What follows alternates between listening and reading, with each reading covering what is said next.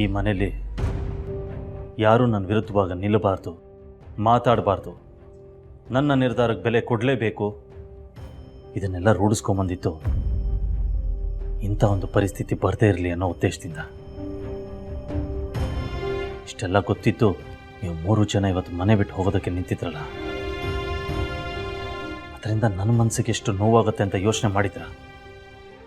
ಸಾರಿ ಅಜಯ್, ನಿಮಗೆ ಬೇಜಾರು ಮಾಡೋದು ನಮ್ಮ ಉದ್ದೇಶ ಆಗಿರಲಿಲ್ಲ. ಆದರೂ ನೋವಂತೂ ಕೊಟ್ರಲ್ಲ.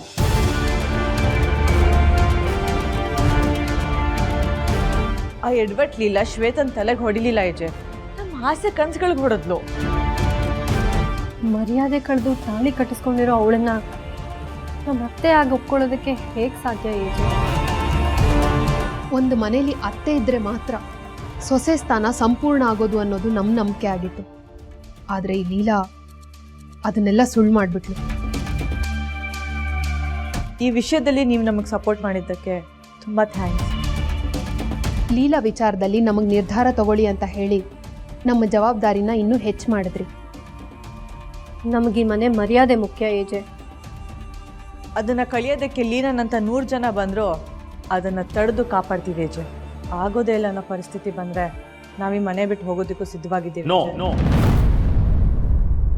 ಇನ್ಯಾವತ್ತೂ ಈ ಮಾತು ಬರಬಾರ್ದು.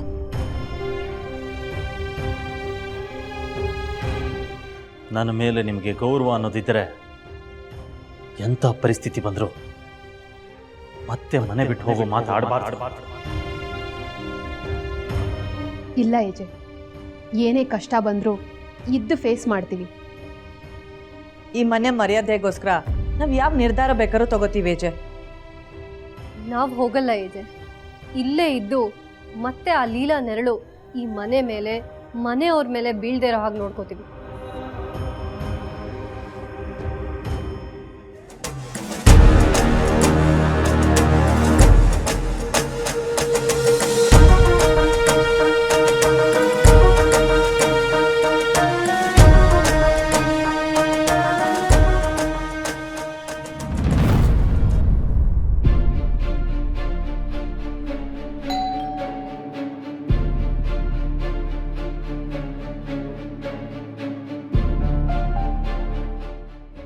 ಅಮ್ಮ, ನೀವು ಬನ್ನಿ ಒಳಗಡೆ. ಅವರುಗಳು ನಿಮ್ಮನ್ನು ನಮ್ಮ ಮನೆಯಿಂದ ಹೊರಗಡೆ ಹಾಕೋವಾಗ ನನ್ನ ಕೈಯಿಂದ ತಡೆಯೋಕ್ಕಾಗಲೇ ಇಲ್ಲ. ಈಗ ನಾನು ಹೇಗೆ ನಿಮ್ಮನೆ ಒಳಗೆ ಬರಲಿ? ಅಜ್ಜಿ, ನೀವು ಹೋಗಿ ಅಂತ ಹೇಳಿದ್ರಾ? ಇಲ್ಲ ತಾನೆ, ಒಳಗೆ ಬನ್ನಿ. ಬನ್ನಿ, ಕುರ್ಸಮ್ಮ ಅಲ್ಲಿ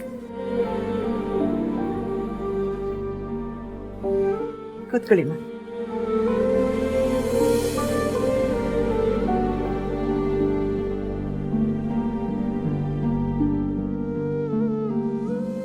ಲೀಲಾ, ನಿನ್ನ ನೋಡಬೇಕು, ನಿನ್ನ ಹತ್ರ ಕ್ಷಮೆ ಕೇಳಬೇಕು ಅಂತ ಅನ್ನಿಸ್ತು.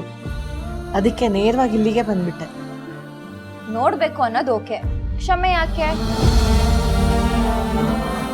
ನಮ್ಮ ಮನೇಲಿ ನಿನಗಾದ ಅವಮಾನಕ್ಕೆ ನನ್ನಿಂದ ನಿಮ್ಗೆಲ್ಲರಿಗೂ ಆಗಿರೋ ಅವಮಾನಕ್ಕಿಂತ ಅದು ಬಹಳ ಚಿಕ್ಕದಲ್ಲಮ್ಮ.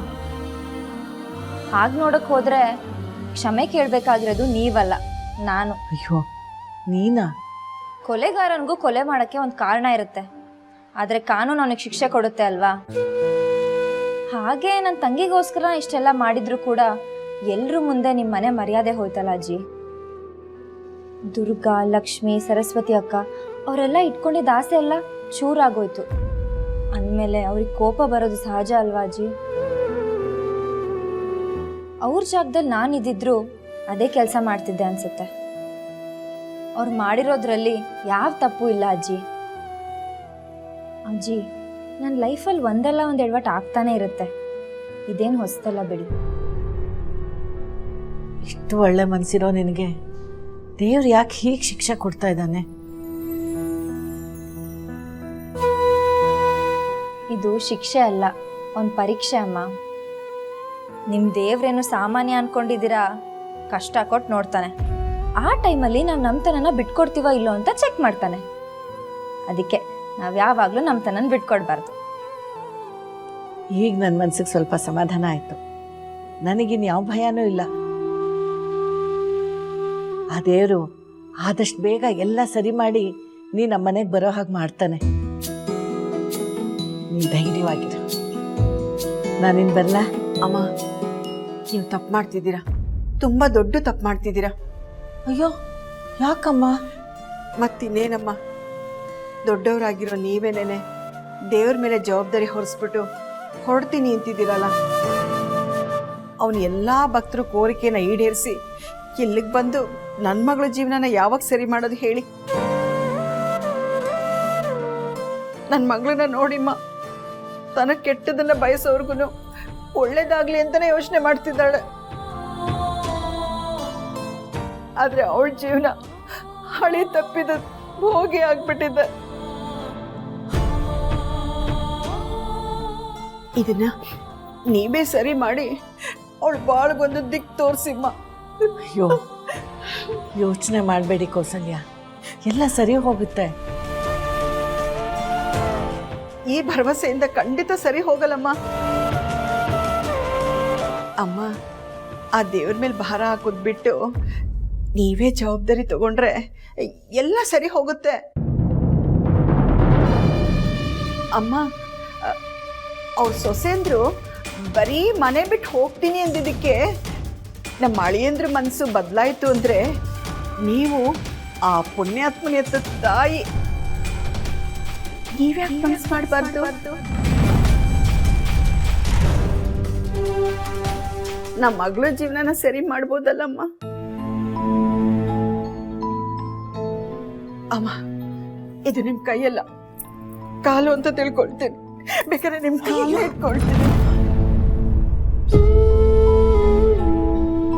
ದಯವಿಟ್ಟು ಏನಾದ್ರೂ ಮಾತಾಡಿಮ್ಮ.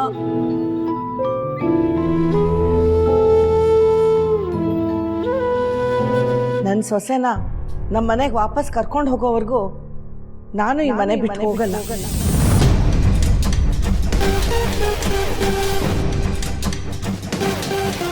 ಅಜ್ಜಿ, ಹೌದು, ನನ್ನ ಸೊಸೆ ನನ್ನ ಜೊತೆ ಬರ್ತಾಳೆ. ಅಷ್ಟೇ ಅಲ್ಲ, ಮುಂದೆ ಅವಳ ಜೀವನನೂ ಸರಿ ಹೋಗುತ್ತೆ.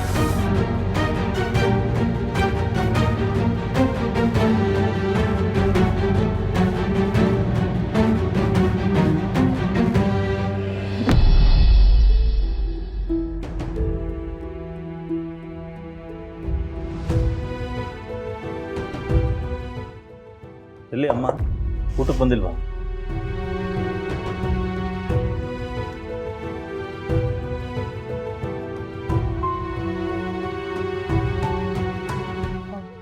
ಒಂದು ನಿಮಿಷ ಏಜೆ, ನೋಡ್ಕೊಂಡು ಬರ್ತೀನಿ.